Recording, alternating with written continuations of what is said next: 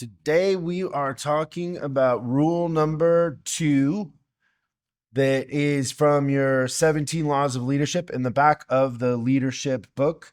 This is what we have pulled for you. But we're going to turn this into 2 stacks. I'm kind of upset right now because I bought this French maid outfit for this, and it clearly on here says that it comes with a duster. There's no duster in the package. It was funny when I went to get this all over town. We found a place on Hollywood Boulevard that had it, and I asked the lady, I said, "Hey, do you have a French maid outfit?" And she looked at me up and down and she goes, "What size?" And I go, "Small." And she goes, "Oh, okay, good." But hey, maybe I should have asked if they had my size. But we'll get to that later. So rule number 2 is it's not about you. And one of the hardest things to fight in human nature is the need for belonging, because belonging is the fuel or catalyst for everything that we do. It goes really, really deep. And, in the training that I've had about human behavior and different things, a lot of what people try to teach can be summarized by just saying that everything comes down to people's need for belonging and meaning. It really is at the core of everything. And this is a little dark, but one of my favorite authors, Joost Meerloo, wrote a bunch of books that we have here in the library, but his 2 kind of more well-known ones are Delusions and Mass Delusions and The Rape of the Mind. And Meerloo was fascinated, like many of his time, with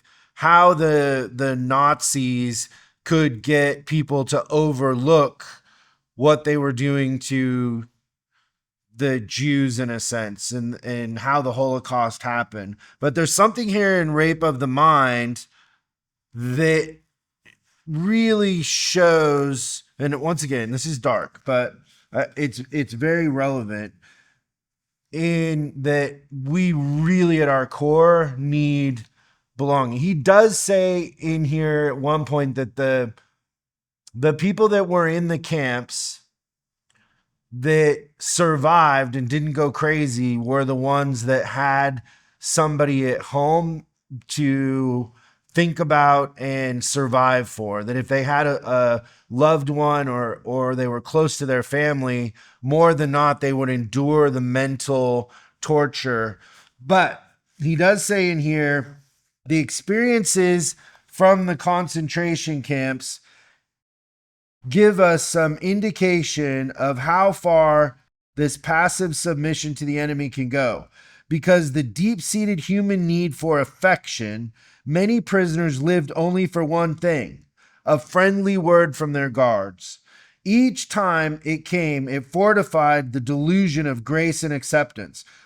Once the prisoners, mostly those who had been in the camps a long time, were accepted by the guards, they easily became the trusted tools of the Nazis. They started to behave like their cruel jailers and became torturers of their fellow campers.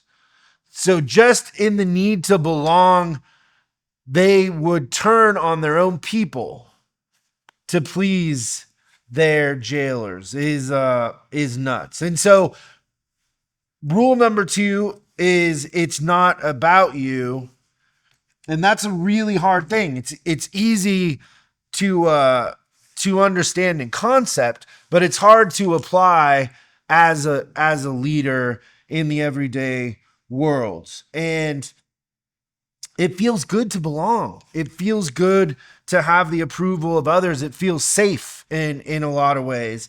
And there's also this kind of need for power that often happens in leadership, which is the darker side of this, where people that really need control and power, they're not leaders, but they are playing the part of a leader, and it's not for belonging, it's for control and power. More dangerous, but comes from the same place. So the problem is that if we are seeking belonging and approval, we actually, in a sense, are the followers. We're not the leaders. So think about that for a second.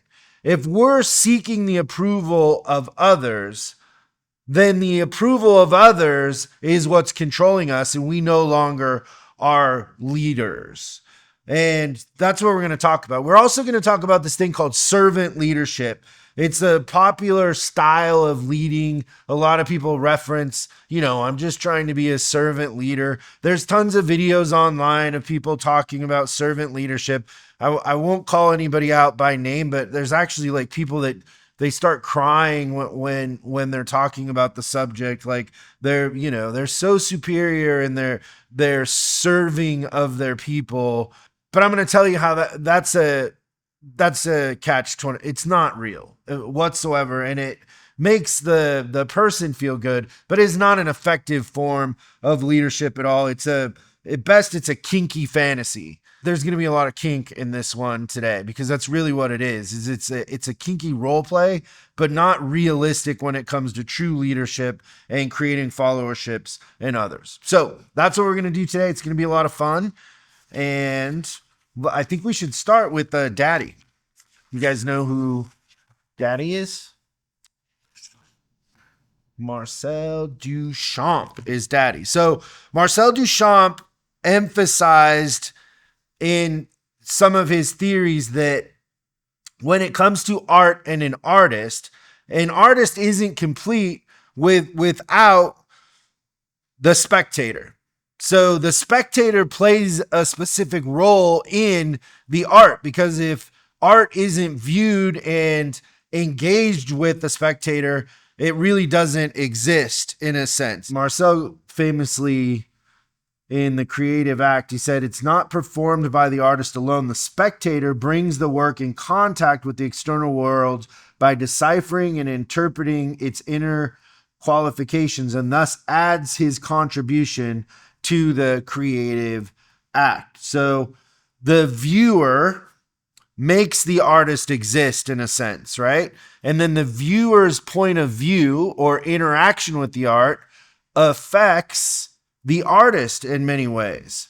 If the spectator doesn't like the art and speaks ill of the art, it can have a couple different effects on the artist. One is the artist could want to push back, like a lot of artists will attack their critics, or it could make the artist give up completely.